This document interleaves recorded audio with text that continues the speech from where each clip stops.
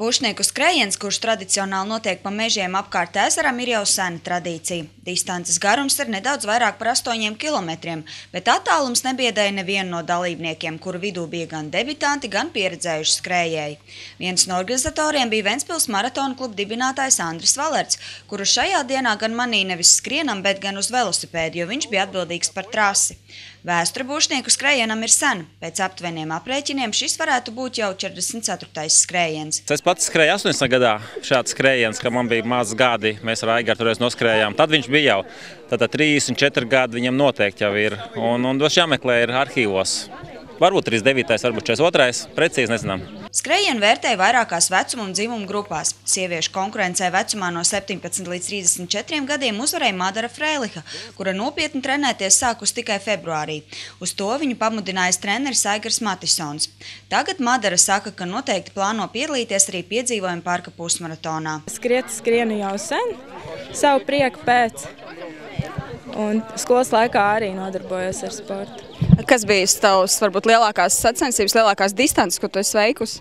Esmu skrējis pusmaratonu vairākas reizes, bet savā nodabā viena pati. Sacensībās vēl neesmu gatava skriet tik ilgi. Man tas patīk, tāpēc, kad es jūtos stipra.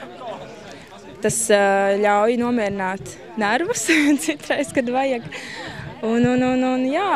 Protams, labu formu iegūt. Veselību. Šoreiz uz starta stājās 70 cilvēki, kur vidū bija arī daudz debitanti, kā arī ģimenes vecāki ar bērniem. Organizatori novērojuši, ka ir arī vecie kadri, kas nepiedalās nekur citur, kā tikai šajā skrējienā.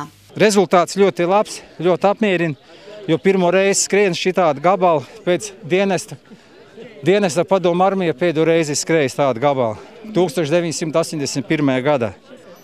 Un vai karstais laiks netraucē? Nē, karstā laikā pat labāk ir. Un tagad būs atkal āķis lupā un varēs biežāk skriet piedalīties pasākumos. Pusmaratons būs? Jā, es nolēmu piedalīties. Skatos, ka jums šodien skriešana bija ģimenes pasākums. Jā, bija ģimenes pasākums. Un kā jūs kopīgi arī visi trenēties?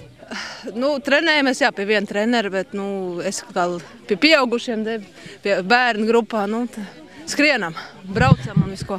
Vai bija grūti šodien skriet? Jā, ļoti. Skatos, ka tu esi laikam nokrituši šodien sāpīgi kaut kas. Nē, tas jau bija vakar, jā. Bet vienalga skrēja nesāpēja? Nē. Un kā tev? Normāli, bet pirmo reizi skrienu draudzenē līdzi. Ir arī kaut kāds lielāks sacensības? Ir Latvijas pusmaratona un maratona 2 noskriet. Tā kā skrienam, trenējamies. Būšnieku skrējienu var uzskatīt par tādu kā iesildīšanās skrējienu Piedzīvojuma parka pusmaratonam, kurš šovasar notiks 15. jūnijā. Pierreiz izmantošu izdevību, kā notiek gatavošanās pusmaratonam, vai viss ir kārtībā vai top? Jā, pusmaratons būs lielisks, ir jau, kā mēs zinām, 5. jubilejas pusmaratons, tiek jau drukāti krekliņi tiem, kas ir piedalījušies visos skrējienos, tiek Latvijas pazīstamās grupas uzrunātas jau, man liekas, ka būs, ja vēl atklāt, būs Dzelzs Vilks ar koncertu pirms apbalvošanas pat būs. Un būs daudz pārsteigumu. Šogad pusmaratonā neredzēsim afrikāņu skrējiens, kas aizdītajā reizē nedaudz pievīla un neparādīja nekādas pārsteigumus. Toties dalībnieku vidū būs Jeļena Prokopčuka, kas jau izsaka daudz. Ja jums pateiktu 8 kilometri, šķiet tas nav daudz, bet ja jums pateiktu noskrieniet 8 kilometrus apkārt Būšnieku ezeram, tad tā vairs nav joka lieta. Un to šodien pārbaudīju es, Gita Mārtiņsona, Andrejs Kulīgins, Kurzemes televīzija.